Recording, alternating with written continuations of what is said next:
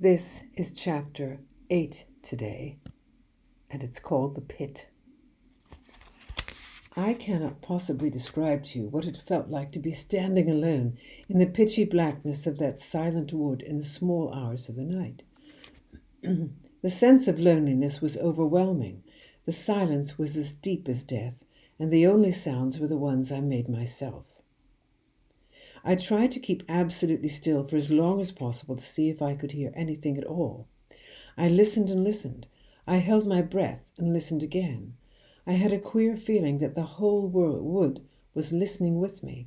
The trees and the bushes, the little animals hiding in the undergrowth, and the birds roosting in the branches.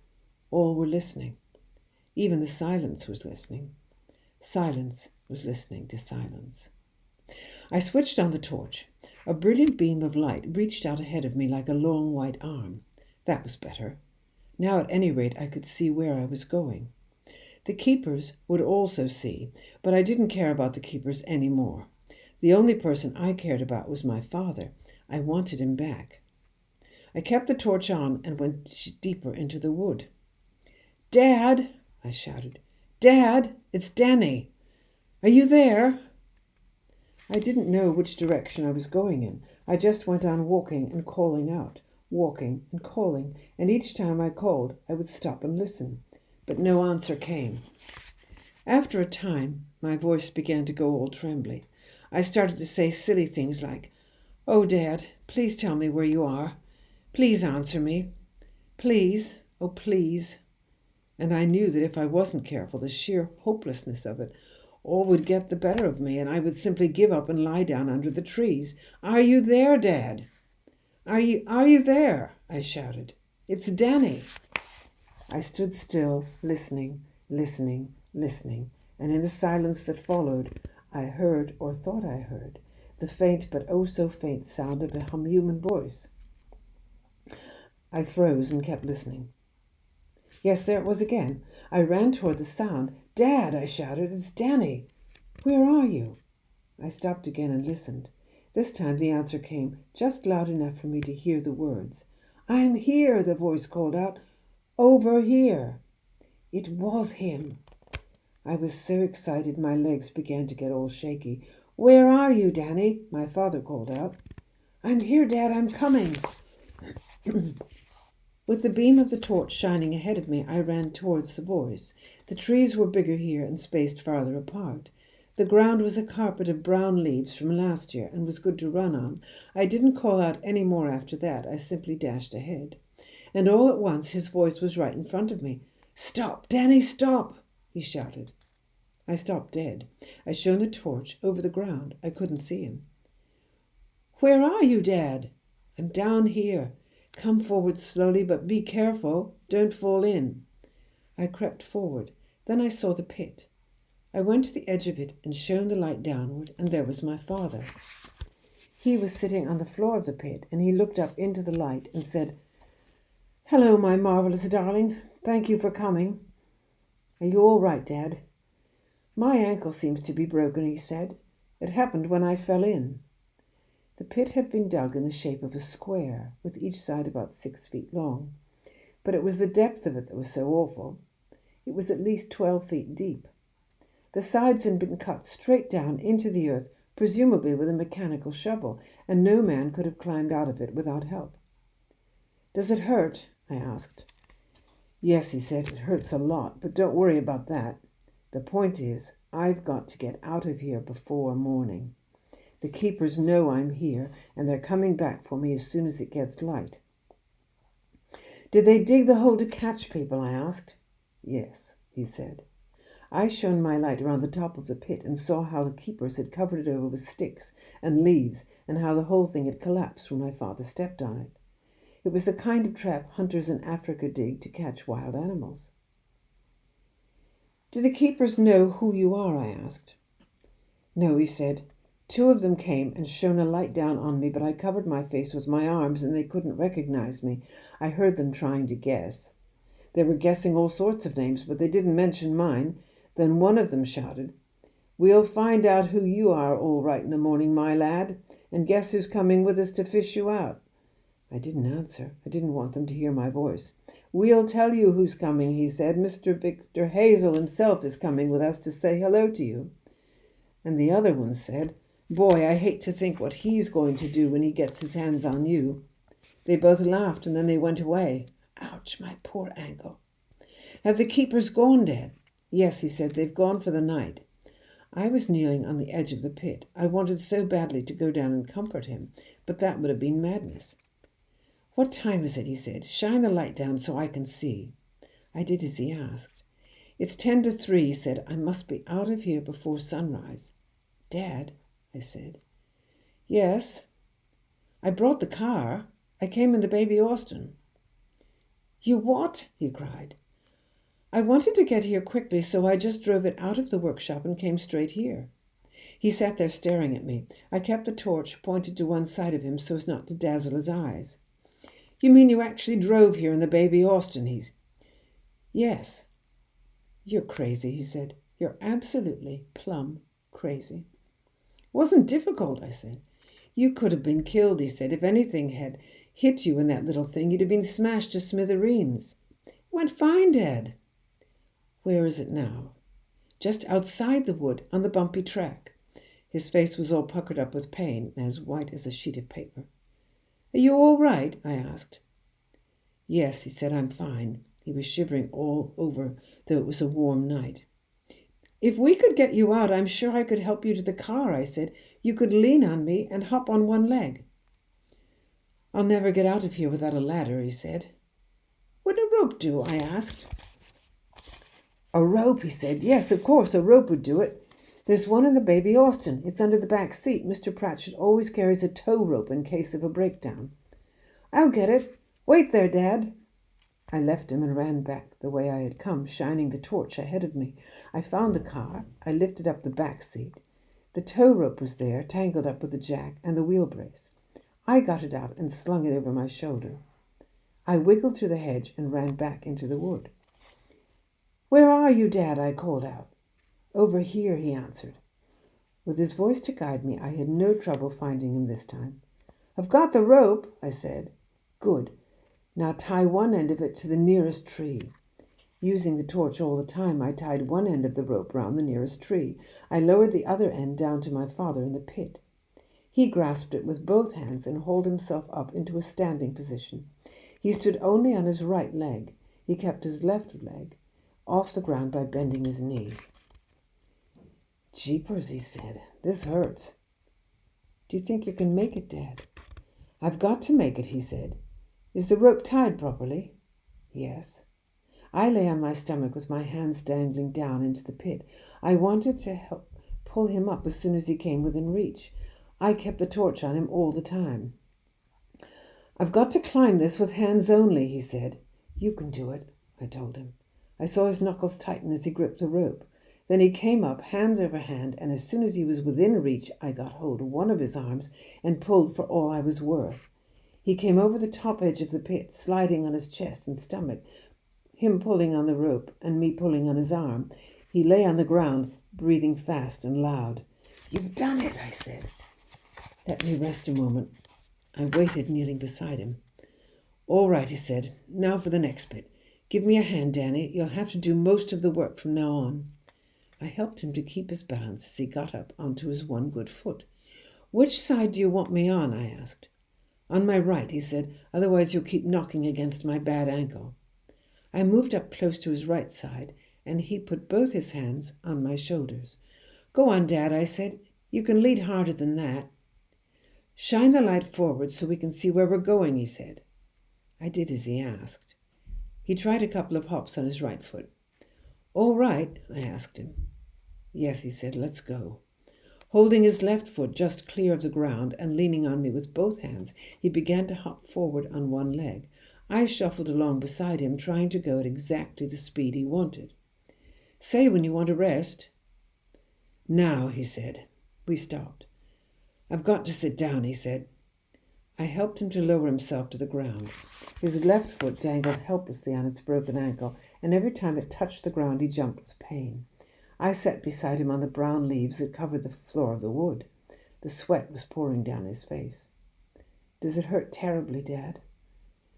Does when I hop, he said. Each time I hop, it jars it. He sat on the ground, resting for several minutes. Let's try again, he said. I helped him up, and off we went. This time I put an arm round his waist to give him extra support. He put his right arm round my shoulders and leaned on me hard. It went better that way.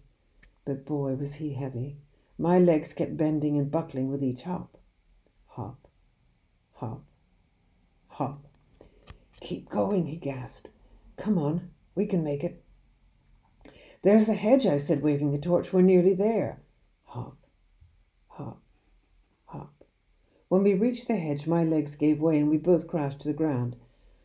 I'm sorry, I said. It's okay. Can you help me get through the hedge?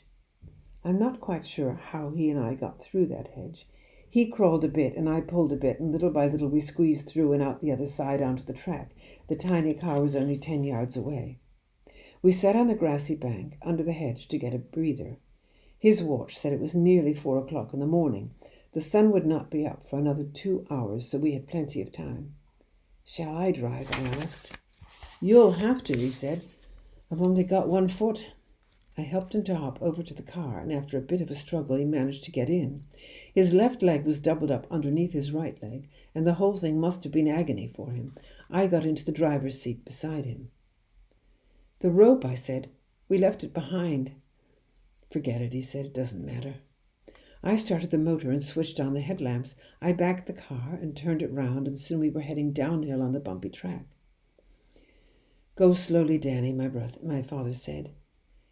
It hurts like crazy over the bumps. He had one hand on the wheel, helping to guide the car. We reached the bottom of the track and turned onto the road. You're doing fine, he said. Keep going. Now that we were on the main road, I changed into second gear. Rev her up and go into third, he said. Do you want me to help you? I think I can do it, I said. I changed into third gear. With my father's hand on the wheel, I had no fear of hitting the hedge or anything else, so I pressed down hard on the accelerator. The speedometer needle crept up to 40. Something big, with headlamps blazing, came rushing towards us. I'll take the wheel, my father said. Let go of it completely. He kept the little car close into the side of the road as a huge milk lorry rushed past us. That was the only thing we met on the way home. As we approached the filling station, my father said, I'll have to go to hospital for this. It must be set properly and then put into plaster. How long will you be in hospital? Don't worry. I'll be home before evening. Will you be able to walk? Yes, they fix a metal thing into the plaster. It sticks out underneath the foot. I'll be able to walk on that. Should we go to the hospital now? No, he said. I'll just lie down on the floor of the workshop and wait till it's time to call Doc Spencer. He'll arrange everything. Call him now, I said. No, I don't like waking doctors up at 4:30 in the morning. We'll call him at 7. What will you tell him, Dad? I mean about how it happened. I'll tell him the truth, my father said. Doc Spencer's my friend. We pulled into the filling station, and I parked the car right up against the workshop doors. I helped my father to get out. Then I held him round the waist as he hop-hopped the short distance into the workshop. Inside the workshop, he leaned against the tool bench for support and told me what to do next. First, I spread some sheets of newspaper out over the oily floor. Then I ran to the caravan and fetched 2 blankets and a pillow. I laid one blanket on the floor over the newspaper. I helped my father to lie down on the blanket. Then I put the pillow under his head and covered him up with a second blanket. Put the phone down here so I can reach it, he said. I did as he asked. Can I get you anything, Dad? What about a hot drink? No, thank you, he said. I mustn't have a thing. I'm going to have an anesthetic soon, and you mustn't eat or drink anything at all before that. But you have something. Go and make yourself some breakfast. Then go to bed. I'd like to wait here till the doctor comes, I said. You must be dead tired, Danny. I'm all right, I said. I found an old wooden chair and pulled it up near him and sat down. He closed his eyes and seemed to be dozing off. My own eyes kept closing too. I couldn't keep them open. I'm sorry about the mess I made of it all, I heard him saying. I must have gone to sleep after that, because the next thing I heard was Doc Spencer's voice saying to my father, Well, my goodness me, William, what on earth have you been up to? I opened my eyes and saw the doctor bending down over my father. who was still lying on the floor of the workshop. Chapter 9. Doc Spencer. My father once told me that Doc Spencer had been looking after the people of our district for nearly 45 years. He was over 70 now and could have retired long ago, but he didn't want to retire, and his patients didn't want him to either. He was a tiny man with tiny hands and feet and tiny round face. The face was as brown and wrinkled as a shriveled apple. He was some sort of an elf, I used to think to myself each time I saw him, a very ancient sort of an elf with wispy white hair and steel-rimmed spectacles, a quick, clever little elf with a swift eye and a flashing smile and a fast way of talking. Nobody feared him. Many people loved him, and he was especially gentle with children. "Which ankle?" he asked. "The left one," my father said. Doc Spencer knelt on the floor and took from his bag a pair of large scissors. Then, to my astonishment, he proceeded to slit the cloth of my father's left trouser leg right up to the knee. He parted the cloth and looked at the ankle, but he didn't touch it. I looked at it too. The foot seemed to be bent sideways, and there was a huge swelling below the ankle bone. "That's a nasty one," Doc Spencer said. "We better get you into hospital right away. May I use your phone?" He called the hospital and asked for the ambulance.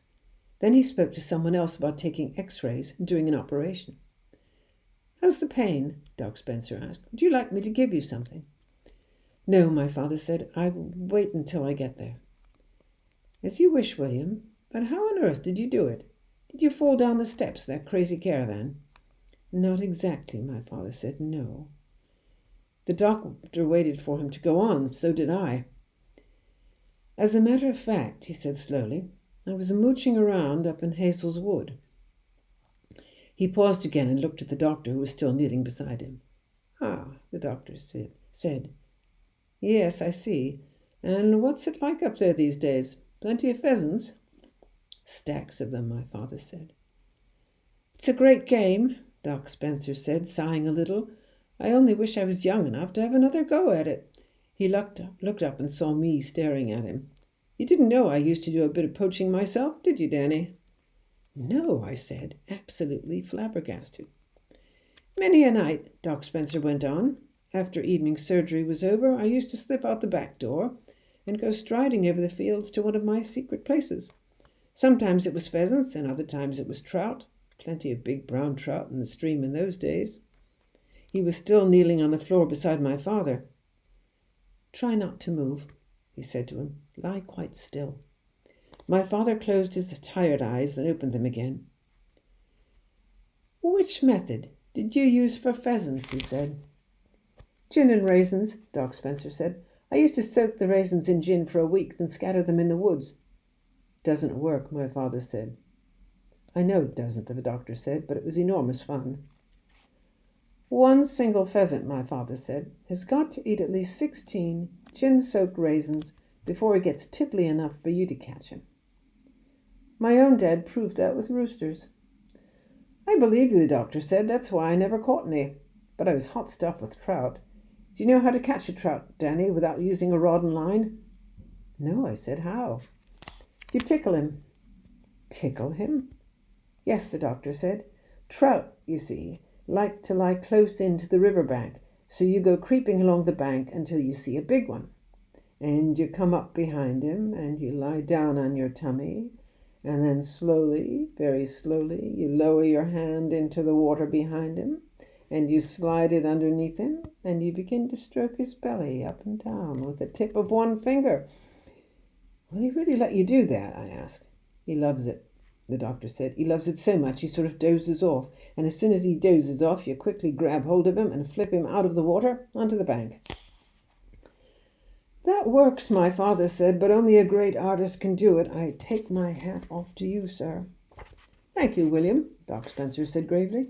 He got up off his knees and crossed over to the door of the workshop and looked out to see if the ambulance was coming. "By the way," he said over his shoulder, "what happened up there in the woods? Did you step in a rabbit hole?" "It was a slightly bigger hole than that," my father said. "What do you mean?" My father began to describe how he had fallen into the enormous pit. Doc Spencer spun round and stared down at my father. I don't believe it, he cried. It's perfectly true. Ask Danny. It was deep, I said. Horribly deep. But great heavens alive, the little doctor shouted, jumping up and down with fury. He can't do that. Victor Hazel can't go digging tiger traps in his woods for human beings. I've never heard such a disgusting, monstrous thing in all my life. It's rotten, my father said. It's worse than that, William. It's diabolical. Do you know what this means? It means that decent folk like you and me can't even go out and have a little fun at night without risking a broken leg or arm. We might even break our necks. My father nodded. I never did like that Victor Hazel, Doc Spencer said. I saw him do a filthy thing once. What? My father asked. He had an appointment with me at my surgery. He needed an injection of some sort. I've forgotten what. Anyway, just by chance, I was looking out of the window as he drove up to my door in his whacking great Rolls Royce. I saw him get out, and I also saw my old dog Bertie dozing on the doorstep. And do you know what that loathsome Victor Hazel did? Instead of stepping over old Bertie, he actually kicked him out of the way with his riding boot. He didn't, my father said. Oh, yes, he did. What did you do? I left him sitting in the waiting room while I picked out the oldest, bluntest needle I could find. Then I rubbed the point of it on a nail file to make it blunter still. By the time I'd got through with it, it was blunter than a ballpoint pen. Then I called him in and told him to lower his pants and bend over. And when I rammed that needle into his fleshy backside, he screamed like a stuck pig. Hooray, my father said. He's never been back since, Doc Spencer said, for which I am truly thankful. Ah, here's the ambulance. The ambulance drew up near the workshop door, and 2 men in uniform got out. Bring me a leg splint, the doctor said. One of the men fetched a sort of thin wooden plank from the ambulance. Doc Spencer knelt down once more beside my father and eased the plank very gently underneath my father's left leg. Then he strapped the leg firmly to the plank. The ambulance men brought in a stretcher and placed it on the ground. My father got onto it by himself. I was still sitting on my chair. Doc Spencer came over to me and put a hand on my shoulder. I think you had better come on home with me, young man, he said. You can stay with us until your father's back from hospital. Won't he be home today? I asked. Yes, my father said. I'll be back this evening. I'd rather you stayed in for the night, Doc Spencer said. I shall come home this evening, my father said. Thank you for offering to take Danny, but it won't be necessary. He'll be all right here until I get back. I reckon he'll sleep most of the day anyway, won't you, my love? I think so, I said. Just close up the filling station and go to bed, right? Yes, but come back soon, won't you, Dad? They carried him into the ambulance on the stretcher and closed the doors. I stood outside the workshop with Doc Spencer and watched the big white thing drive out of the filling station. Do you need any help? Doc Spencer said. I'm fine, thank you. Go to bed then and get a good sleep. Yes, I will. Call me if you need anything. Yes. The marvelous little doctor got into his car and drove away down the road in the same direction as the ambulance.